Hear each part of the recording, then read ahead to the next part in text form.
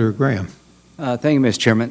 General Dunford, to you and your family, you've done an extraordinary job in Afghanistan and every other assignment that you've taken on. The President chose wisely to make you the next Commandant of the Marine Corps, and I think you will get a overwhelming vote in a bipartisan fashion because you've deserved it and you earned it. And to your family, thank you for your service to our country.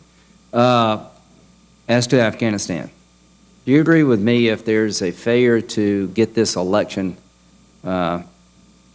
closed out in an acceptable fashion where somebody acknowledges defeat and there's a failure to form a unity government thereafter, no amount of American troops is going to make Afghanistan successful?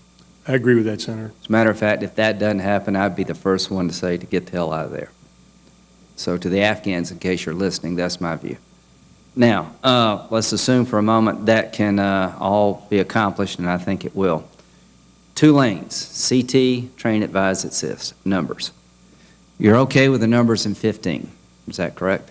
I am, Senator. You're okay with your regional approach being in place in 15? I am, Senator. Let's talk about what we lose over time. We have about 7,000 special forces types in the mix right now on the ground today. We do, Senator. By January of 2015, it will be 3,000. Approximately, Senator. By January 2017, it will be basically 0. It isn't determined at this time, Senator. Yeah, it is. It is determined at this time. The President has announced he will go to a security cooperation force in 2017, or did I miss it? Roger, Senator, if you're talking to the No, I'm talking about the plan in place. I'm not talking about changing the plan. I'm talking about the plan the President has adopted. Do you agree it will be virtually 0? Certainly close to that, Senator. Okay. Now let's look at the threats we face. Do you see by the end of 2016 any reasonable possibility that the al-Qaeda types, al-Qaeda core, al-Qaeda affiliated groups, other groups that live and thrive on the Afghan-Pakistan border will be contained in such a fashion as to not to represent a threat to the homeland? Is that remotely possible? I don't see it at this time, Senator. Okay. So your view that the threat by the end of 2016 that we face to the homeland is going to be extinguished, I could not agree with you more, but our CT forces will be, unless somebody changes this.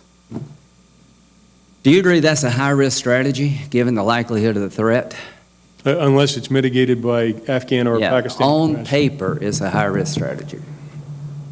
From a CT perspective? Yeah. Now let's talk about the delta to be filled in from 7,000 to 0. If you had to grade the Afghan-Pakistan working relationship on anything, particularly counterterrorism, what grade would you give it? Today, a D. D. The difference between our counterterrorism capability and the Afghans, how would you rate that difference? Significant. Yeah. Okay. Now, let's talk about the other aspect, train, advise, and assist. You were asked to evaluate the plan on paper, and you said if everything works out well, that by 2017 on the train, advise, and assist lane, we might be okay.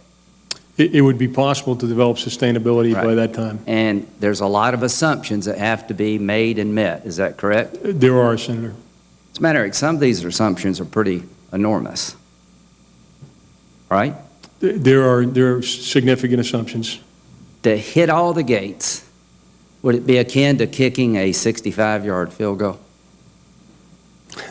Senator, it would be difficult to hit all the gates exactly as we've outlined. Well, I think it'd be kicking a 65-yard field goal into the wind, but that's just my 2 cents worth.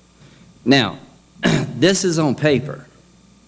So my statement to the committee is that on paper there's a disaster in the making to our homeland and to losing all the gains we fought for inside of Afghanistan by drawing down too quick and not being able to help the Afghans in a reasonable fashion.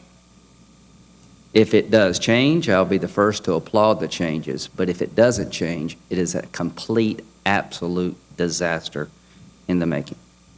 As to political reconciliation between the 2 candidates, are you optimistic that this will work out? Senator, I am. are you optimistic that the Afghan people will continue to want us around? I'm absolutely optimistic about So this. there is absolutely no reason for any American politician to believe that we're not welcome to stay in Afghanistan. Senator, both presidential candidates, as well as the vast majority of the Afghan people, support the bilateral security agreement and a continued U.S. presence. If al-Qaeda is able to regenerate in this region and our CT presence goes down to virtually zero, would you expect an attack on our homeland in the next 5 years? Certainly based on the intent of the enemy, I would, Senator. Lots at stake, right? There is, Senator. Now, as we go into evaluating our force structure, what have we done to the Marine Corps, in your opinion, if we get back on the road to sequestration? Senator, as I've looked at what sequestration does to the United States Marine Corps at a force level of 175,000, it really gets to the issues that we've talked a little bit about here this morning. It's an inability to balance the need to be ready for today's crises with the requirement to meet at least a minimum threshold of investment for modernization, infrastructure, and other programs that support Marines.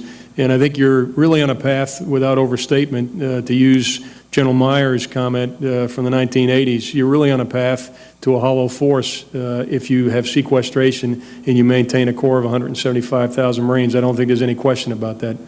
Would you agree with me that Congress will have done more damage to the Marine Corps than the enemy that you could face on the battlefield? Senator, there isn't an enemy that has had much success against Marines, so I would agree with that. Thank you for your great service. Look forward to seeing you in the future.